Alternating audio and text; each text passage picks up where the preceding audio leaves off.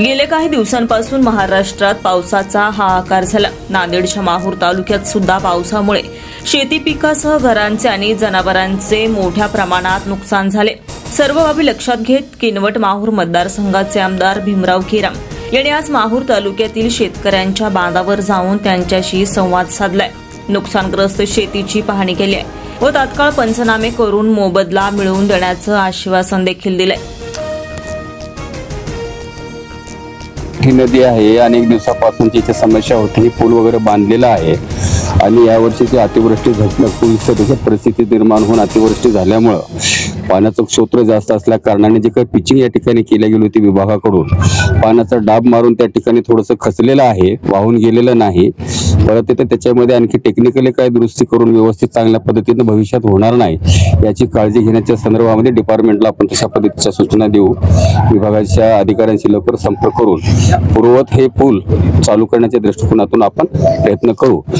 गेल्या 15 आणि 16 तारखेला अतिवृष्टी झाल्यामुळे संपूर्ण किनवट आणि माहूर भागामध्ये पैनगंगा नदीच्या किनाऱ्याला लागून असेल किंवा ज्या शेती आहेत, शेतीच्या बाजूला छोट्या मोठ्या ज्या नदी नाले आहेत, ते शेतीचे डाब लागून त्या ठिकाणी जे काही शेतकऱ्यांचे नुकसान झालेले त्या नुकसानाची पाहणी करण्यासाठी म्हणून तहसील विभागाचे सगळे आमचे तहसीलदार, त्यांचे सर्व तलाठी, कृषी विभागाचे सगळे आमचे अधिकारी, पोलीस विभागाचे आमचे कर्मचारी, पंचायत समितीचे सगळे आमचे अधिकारी या संयुक्त दौरा या ठिकाणी करतो आणि जेवढे या अतिवृष्टीमध्ये बाधित झालेले असतील शेतकरी त्यांचं शास्त्र सुद्धा आणि व्यवस्थित कोणावर अन्याय होणार नाही अशा पद्धतीचं पंचनामे करून जास्तीत जास्त त्यांना आर्थिक मदत कशी पद्धतीने शासनाकडून करता येईल अशा पद्धतीचे निर्देश तर दिलेलेच आहेत। आमचे लोक ते पंचनामा सुद्धा करायला सुरुवात केलेली आहेत, परंतु जायमुखावर जाऊन प्रत्यक्ष पाहणी करावा अशा पद्धतीचा हा शेतीचं अतिवृष्टीच्या दृष्टिकोनातून जे बाधित झालेले शेतकरी आहेत त्याच्या दुःखामध्ये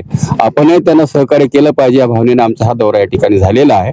परिस्थिती आमच्या लक्षात आलेली, जास्तीत जास्त शासनाकडून त्या ठिकाणी निधी कसे मिळेल यासाठी मी प्रयत्न करणार आहे। शेतकऱ्यांनी याच्यामध्ये घाबरून जाण्याचं काही कारण नाही। ही नैसर्गिक अशा पद्धतीचं संकट असल्या कारणाने या आपत्तीला समोर जाण्यासाठी आपणही थोडंसं त्याच्यामध्ये नैराश्य न घेता यावर मात करण्यासाठी आपण पुढे गेलं पाहिजे अशा पद्धतीचं सगळ्यांना आवाहन। राम बंधु परिवार की ओर से गणेश उत्सव की हार्दिक शुभकामनाएं। राम बंधु के अचार और पापड़ लाइए, आपकी टेस्ट पार्टनर से खुशियां बढ़ाइए।